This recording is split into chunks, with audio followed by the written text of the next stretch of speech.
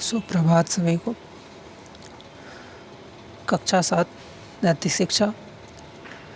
आज हम पढ़ेंगे, पहला पाठ होगा आपका नैतिक शिक्षा का पाठ 1 है। पाठ का नाम है ईश स्तुति। ईश्वर की स्तुति, ईश्वर की प्रार्थना करी गई है पाठ के अंदर कि ईश्वर कैसा है, ईश्वर के काम क्या है, ईश्वर हमें कैसे इस संसार को चला रहा है, कैसे उसने संसार को बनाया, हमें उसकी सत्ता कैसे जाननी है। तो एक प्रार्थना के द्वारा, एक कविता के द्वारा यहाँ पर उसकी सत्ता के बारे में बताया गया है। तो कहा, सत्ता तुम्हारी भगवन जग में समा रही है, तेरी दया सुगंधी हर गुल से आ रही है। कहते हैं कि सत्ता तुम्हारी भगवन, हे भगवन तुम्हारी जो सत्ता है वो सारे जग में समाई हुई है, सारे संसार में समाई हुई है। तेरी दया सुगंधी हर गुल से आ रही है, और जो तेरी दया सुगंधी है वो सभी गुल से आ रही, सभी चीज़ों से तेरी सुगंधी आ रही है। किस चीज़ की? दया रूपी सुगंधी सभी चीज़ों से आ रही है। फिर कहते हैं, रविचंद्र और तारे तूने बनाए सारे, इन सब में ज्योति तेरी एक जगमगा रही है। कि रवि चंद्र तारे सब चीज़ तूने ही बनाए हैं, और इनके अंदर जो प्रकाश दिखाई देता, प्रकाश चमक रहा है, वो तूने ही, तेरा ही प्रकाश है, तेरे द्वारा ही दिया गया प्रकाश है जो इनके अंदर चमकता है। फिर कहते, विस्तृत वसुंधरा पर सागर बहाए तूने, तह जिनकी मोतियों से अब जगमगा रही है। कि विस्तृत वसुंधरा, इतनी बड़ी धरती पर, पृथ्वी पर तूने बड़े बड़े सागर बहाए हैं, और उनकी सतह में, उनके गहराई में मोतियाँ जगमगा रही हैं, मोतियाँ पाई जाती हैं जो जगमगाती हैं बहुत ज़्यादा। फिर का, दिन रात प्रातः संध्या मध्याह्न भी बनाया, हर ऋतु पलट पलट कर यौवन दिखा रही है। कि दिन रात प्रातः संध्या, दिन रात भी तू नहीं बनाया, सुबह शाम भी तू नहीं बनाया, दोपहर भी तेरे द्वारा ही बनाया गया है, और हर ऋतु पलट पलट कर यौवन दिखा रही है। हर ऋतुएं, सभी ऋतुएं बार बार वापस आ करके अपने यौवन मतलब जवानी दिखाती हैं। फिर कहते हैं, सुंदर सुगंधि वाले पुष्पों में रंग तेरा, यह ध्यान फूल पत्ती तेरा दिला रही है। कि सुंदर सुगंधि वाले जो पुष्प हैं, फूल हैं, उनमें जो रंग है वो तेरा ही रंग डला हुआ है, तेरे द्वारा ही उनमें रंग डाला गया है। यह ध्यान फूल पत्ती तेरा दिला रही है, और जो फूल पत्तियां हैं वो सब किसका? तेरा ही ध्यान दिला रही हैं, तेरी ही सत्ता का आभास करा रही हैं हमें। हे ब्रह्म विश्वकर्ता वर्णन हो तेरा कैसे, जलथल में तेरी महिमा है ईश छा रही है। कि हे ब्रह्म विश्वकर्ता, विश्व को बनाने वाले, संसार को बनाने वाले ब्रह्म ईश्वर, वर्णन हो तेरा कैसा, तेरा कैसे वर्णन किया जाए। जल थल में तेरी महिमा है ईश छा रही है। जल थल कहीं भी चले जाओ वहाँ पर ईश्वर तुम्हारी ही महिमा छाई हुई है, तुम्हारा ही हर जगह सत्ता विद्यमान है, तुम ही दिखाई देते हो। भक्ति तुम्हारी भगवन क्यों कर हमें मिलेगी, माया तुम्हारी स्वामी हमको भ्रमा रही है। कि भक्ति तुम्हारी, किस प्रकार से तुम्हारी भक्ति हमको प्राप्त होगी, किस प्रकार से हम तुम्हारे भक्त बन सकते हैं।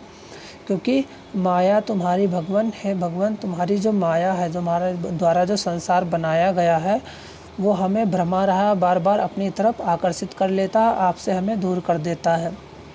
देवी चरण शरण है तुझसे यही विनय, हो दूर वह अविद्या हमको भुला रही है। कि हे देवी, हे भगवान, आपसे यही विनय है, आपकी चरण शरण में आने के लिए विनय करते हैं हम, कि जो अविद्या है, जिसके द्वारा हम, जिस अविद्या के माध्यम से हम आपसे दूर जा रहे हैं, जिस अविद्या की वजह से हम आपसे दूर हो रहे हैं, वो हमसे दूर कर दीजिए, जिससे हम आपके पास आ सकें, आपकी भक्ति कर सकें। भाव में कहते हैं, परमेश्वर ही सर्वव्यापक दयालु, सूर्य चंद्र आदि का प्रकाशक, पृथ्वी समुद्र दिन रात प्रातः संध्या मध्याह्न तथा ऋतुओं का निर्माता है। कि परमेश्वर ही, भगवान ही सब सर्वव्यापक है, सभी जगह व्याप्त है, सब जगह समाया हुआ है, दयालु है, सूर्य चंद्र आदि का निर्माण करने वाला है, उनका प्रकाशक है, प्रकाश देने वाला है उनको। पृथ्वी समुद्र दिन रात प्रातः संध्या, पृथ्वी समुद्र दिन रात, सुबह शाम दोपहर, सब कुछ उसने ही बनाया है, सभी ऋतुओं को उसने ही बनाया है। वही जल थल में उत्पन्न होने वाली संपूर्ण वनस्पतियों व पुष्पों का निर्माता है। जल थल आदि में जो संपूर्ण वनस्पतियाँ हैं उनका भी वही निर्माण करने वाला, सारे संसार का निर्माण करने वाला है। अज्ञान के कारण मनुष्य उसकी भक्ति नहीं कर पाता है, अज्ञानता के कारण, अविद्या के कारण मनुष्य उसकी भक्ति नहीं कर पाता है, संसार में ही खो जाता है। ईश्वर से प्रार्थना की वह विश्वकर्मा प्रभु हमें अपनी सच्ची भक्ति प्रदान करें। कि ईश्वर से भक्त प्रार्थना करता है कि हे भगवान हमें अपनी सच्ची भक्ति प्रदान करें, हमें अपने भक्ति में लगा लें, हमारी अविद्या को दूर करें और हमारी अविद्या को दूर कर दें। अभ्यास प्रश्न कहते हैं, फिर नीचे देखो, जीवन सब आरंभ होता है जब आपको दिखाई देने लगता है कि आप ज़िंदगी से क्या चाहते हैं, क्या करना चाहते हैं और खुद क्या बनना चाहते हैं। कि जीवन हमारा जब शुरू होता है जब हम ये समझने लगते हैं कि हमें ज़िंदगी में क्या करना है, क्या चाहते हैं हम और खुद क्या बनना चाहते हैं, तब हमारा जीवन प्रारंभ होता है, तभी हमारा जीवन जीना शुरू होता है।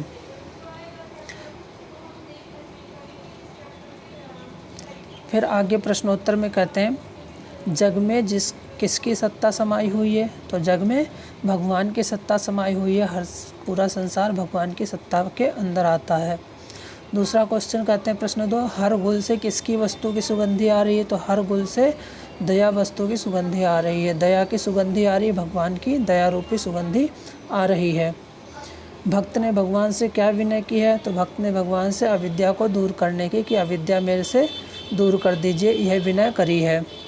फिर चौथा क्वेश्चन कहते हैं, ऋतुएं पलट पलट कर क्या दिखा रही हैं? तो ऋतुएं पलट पलट कर अपना यौवन दिखा रही हैं, अपनी जवानी दिखा रही हैं। फिर प्रश्न करता है, जग में किसकी प्रश्न करते हैं, पांचवा प्रश्न कहता है, वसुंधरा का क्या अर्थ है? तो वसुंधरा का जो अर्थ है हमारा यहाँ पर, उसे हम पृथ्वी, मतलब वसुंधरा मतलब पृथ्वी। छठे प्रश्न में कहते हैं, हमको कौन भ्रमा रहा है? तो भगवान की माया हमको भ्रमा रही है। भगवान की जो संसार ने भगवान ने बनाया है उसमें हमें खो जाते हैं, उसी की माया में हम उलझ जाते हैं। कहते हैं, सूर्य चंद्र आदि में भगवान की क्या जगमगा रही है? तो सूर्य चंद्र आदि में भगवान की ज्योति जगमगा रही है। फूल पत्तियाँ किसका स्मरण करा रही हैं? तो फूल पत्तियाँ ईश्वर का स्मरण करा रही हैं, ईश्वर का याद दिला रही हैं।